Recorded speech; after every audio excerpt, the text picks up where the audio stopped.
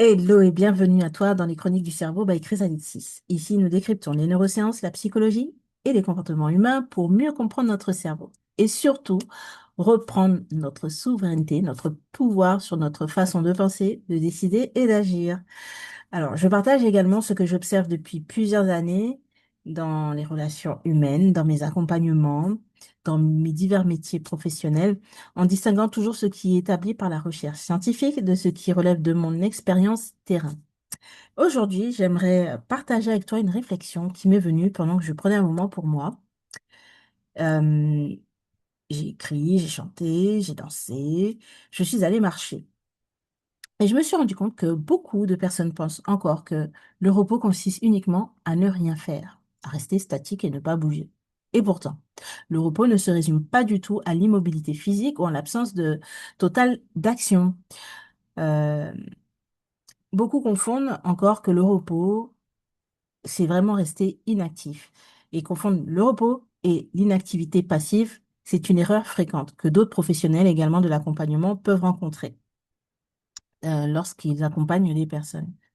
Ce que je décris, écrire dans son cocon, chanter, marcher au bord de la mer, ça donnait à ces patients correspond exactement à ce que l'on appelle le repos actif ou la régulation inactive. Et je trouve cela passionnant. Alors aujourd'hui, je t'emmène découvrir pourquoi notre cerveau ne récupère pas uniquement lorsque nous sommes immobiles.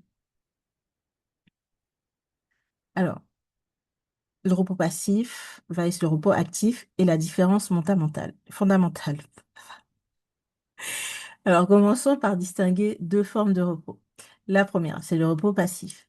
Le repos physique, c'est celui auquel nous pensons le plus spontanément. S'allonger, dormir, relâcher les muscles, ne rien faire. Et bien sûr, ce type de repos est indispensable lorsque la fatigue est principalement corporelle ou elle est liée à un manque de sommeil. Il existe une seconde forme de repos, le repos actif, que l'on appelle aussi le repos régénérateur.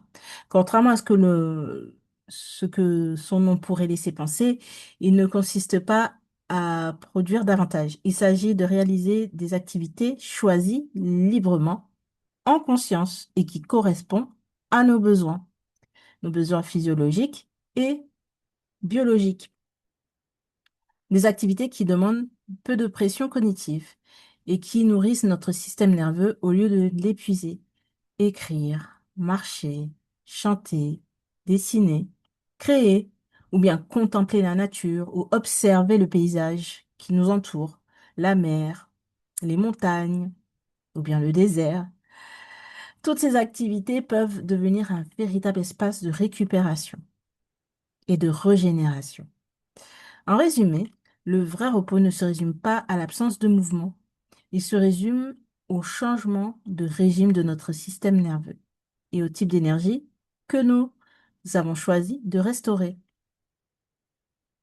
Alors, par rapport aux neurosciences, le réseau par défaut, le Default Mode Network, le DMN.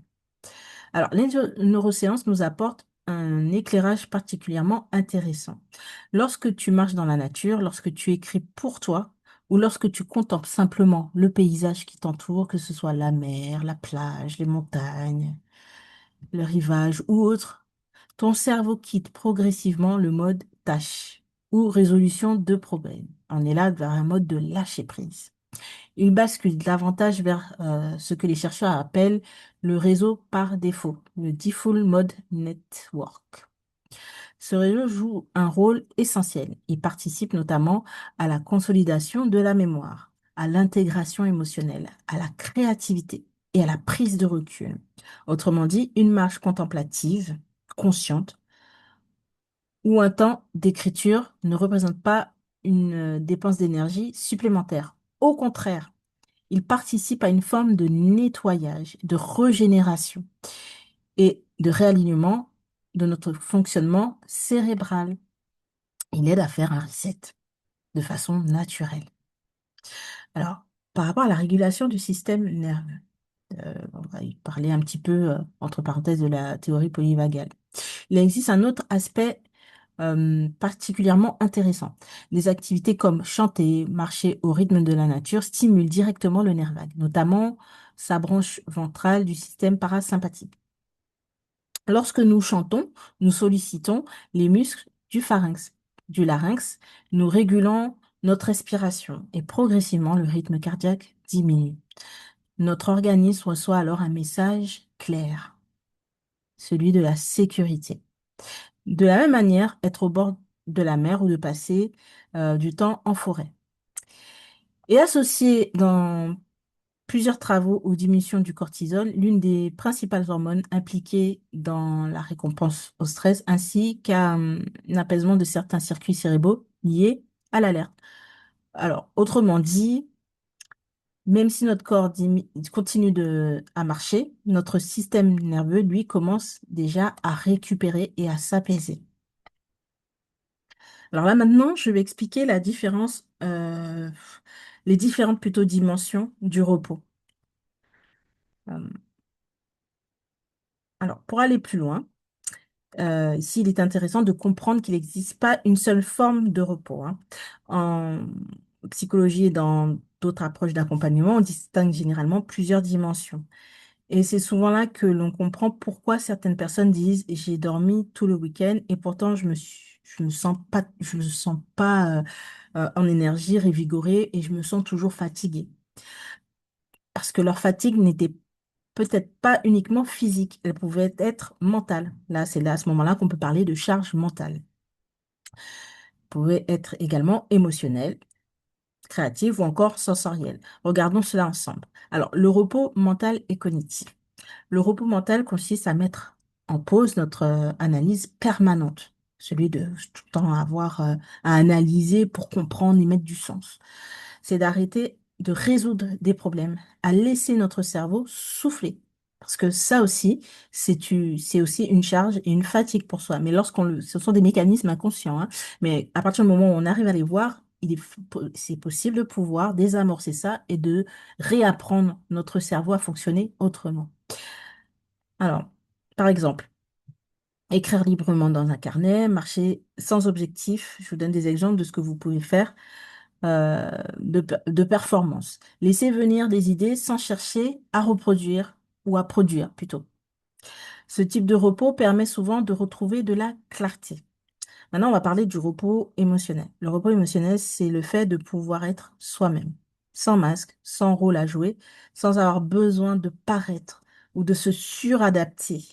C'est parfois en restant dans son cocon que l'on peut se régénérer et exprimer ce que l'on ressent, pleurer, rire, ou simplement ne plus avoir besoin de porter les émotions des autres. Notre système nerveux récupère énormément lorsque nous nous sentons suffisamment en sécurité pour être authentiques. Maintenant, on va parler du repos créatif. Le repos créatif est souvent mal compris. Il peut ne crée- créer ne fatigue pas toujours en fait. Au contraire, lorsque nous chantons, nous dessinons, lorsque nous contemplons un paysage, lorsque nous écoutons de la musique, notre cerveau retrouve parfois un aspect ou un espace d'émerveillement. Il ne cherche plus à produire, plus à analyser, plus rien à contrôler en fait. Il retrouve simplement le plaisir d'exister et d'être. Alors, le repos sensoriel. Enfin, il existe le repos sensoriel. Et aujourd'hui, notre cerveau est constamment sollicité. Les écrans, les notifications, les bruits, les lumières, les informations. Notre système nerveux reçoit des milliers de stimulations chaque jour. À l'inverse, le silence, le bruit des vagues, le vent, la forêt, la nature, se concentrer, on va dire, sur ses sens et ce que cela renvoie, offre un environnement beaucoup moins stimulant. Notre cerveau peut alors diminuer progressivement son niveau de vigilance. Et cela participe également au repos. Alors, en conclusion, finalement, lorsque l'on prend un moment pour écrire, pour marcher, pour chanter, ou simplement pour contempler la nature, tu ne te distrais pas de ton repos. Tu nourris différentes dimensions de celle-ci. Et c'est une nuance essentielle et très importante à comprendre, parce que rester allongé ne répond pas toujours aux besoins de notre système nerveux. Parfois, le cerveau a besoin de mouvement, parfois il a besoin de silence, parfois il a besoin de beauté, parfois il a besoin simplement de retrouver du sens. C'est pour cela que j'aime rappeler que le véritable repos ne consiste pas uniquement à ne rien faire, et il consiste surtout à offrir à notre cerveau ce dont il a réellement besoin à un instant donné. Lorsque tu prends ces moments-là pour toi, que tu marches, que tu écris ou que tu chantes, tu ne te détournes pas du repos. Tu te recharges dans les dimensions que le simple fait de rester allongé ne peut pas te donner ou toujours te nourrir. C'est un véritable acte de régulation conscient et une forme d'hygiène mentale à haut niveau. Et si tu cherches à atteindre l'excellence, c'est primordial de pouvoir adapter justement ces styles de repos dans ton quotidien. Et ce que j'observe dans mes accompagnements, depuis plusieurs années, j'observe que beaucoup de personnes culpabilisent lorsqu'elles prennent du temps pour elles. Elles ont l'impression de ne rien faire, alors qu'en réalité, elles sont parfois en train de restaurer leur équilibre psychologique et biochimique.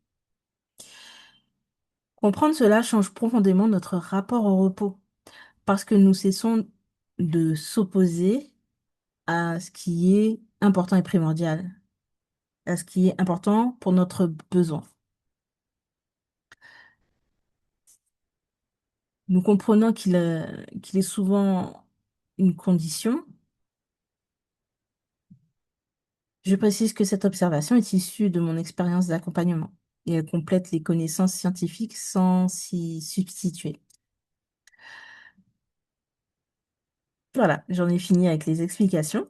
Alors maintenant, c'est à ton tour. Et toi, lorsque tu te sens fatigué, quel est ton premier réflexe? Dormir ou prendre un moment pour faire quelque chose qui nourrit profondément ton système nerveux? Je serais vraiment curieuse de lire ta réponse. Dis-moi en commentaire. Je serais ravie d'échanger avec toi. Qu'est-ce qui te ressource le plus? Marcher, écrire, chanter, danser, la mer, la forêt, enfin, peu importe. Ou peut-être autre chose.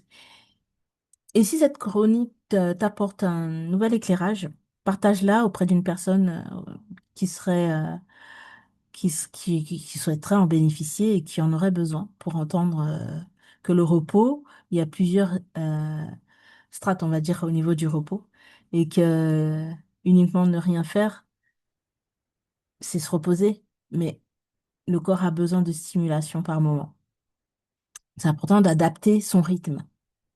Alors, je suis Fabienne Vermal, fondatrice de Chrysalis. J'explore les neurosciences pour les rendre accessibles et les relier à la réalité du terrain. Je distingue toujours ce qui est établi par la recherche scientifique de ce que j'observe dans mes accompagnements afin que chacun puisse mieux comprendre son fonctionnement et agir avec davantage de conscience dans son quotidien. Si cette chronique t'apporte un nouvel éclairage, partage-la à une personne qui pourrait en avoir besoin. Et si tu souhaites aller plus loin, je t'invite à découvrir Reset Feu, Sahara. Lors de la prochaine réunion Zoom, nous avons élaboré le séjour. Et si tu souhaites avoir accès au replay, je t'invite à t'inscrire dans le lien qui se trouve dans ma bio ou bien sous cette vidéo. Ou bien écrit en commentaire, Sahara.